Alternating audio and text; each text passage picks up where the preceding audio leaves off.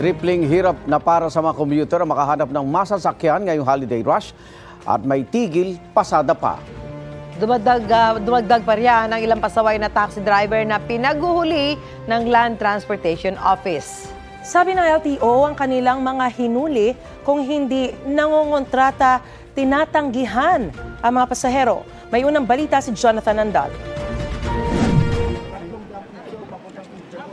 Kinontrata raw ang mga pasaherong ito ng taxing pinara nila. Ang singil daw ng driver mula North EDSA papuntang Letre Malabon, 300 pesos, sarado, walang metro. Sabi niya, kaya niyo ba 300? Kasi yun nga, 6 kasi kami. Kasi medyo matraffic nga daw. Hindi ko naman gusto yon, pero Ba't mo ginagawa? Alam mo bawal. hindi naman po lagi, sir. Nanataw lang. Kahit minsan lang 2 beses, di ba? Sorry po, sir. Sorry po. Walang sorry dito. Hindi naman po ako masamang tao, sir. Ano lang po. Aminado naman po ako, sir, na Inaabuso mo eh.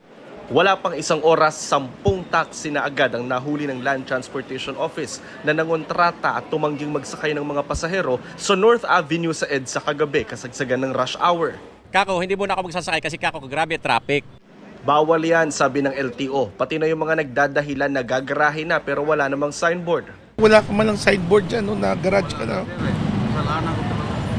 Pati mga umano'y naghahabal-habal, hindi nakaligtas sa LTO. Hindi po, nataanan ko po yung babae. Dinaanan mo lang, sumakay na sa'yo. Papunta ko siya ako, naiusap lang po siya. May extra helmet ba dyan? Sir, yung extra helmet ko po, susunduin ko yung asawa ko sa Caloocan.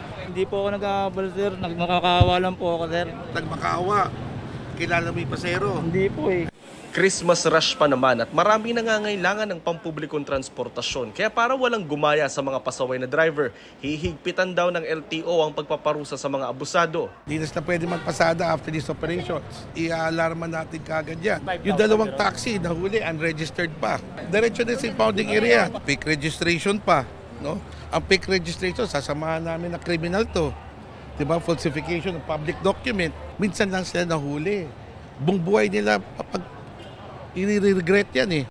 Multa lang muna ang penalty sa first offense ng pangongontrata at pagtanggi sa pasahero. Pero ang mga mapapatunayang naghabal-habal, i-impound ang motorsiklo. Kapag nakita sa records na patong-patong na violation na pala ang nagawa ng driver, posible na siyang tanggalan ng lisensya at hindi na kailanman papayagang makapagmaneho pa.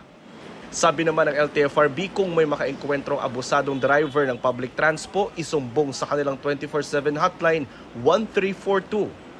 Sa nakalipas na isang buwan, 600 sumbong na ang natanggap ng LTFRB. 32 dito sumbong sa sobrang paniningil ng mga taxi. Hindi po mahirap mag-complain sa LTFRB. Plaka po, kung saan po nangyari ang insidente, ipadala niyo po sa Viber number po natin, tumawag po sa official hotline, agaran pong mag-aaksyon ng LTFRB. Ito ang unang balita, Jonathan Andal para sa GMA Integrated News.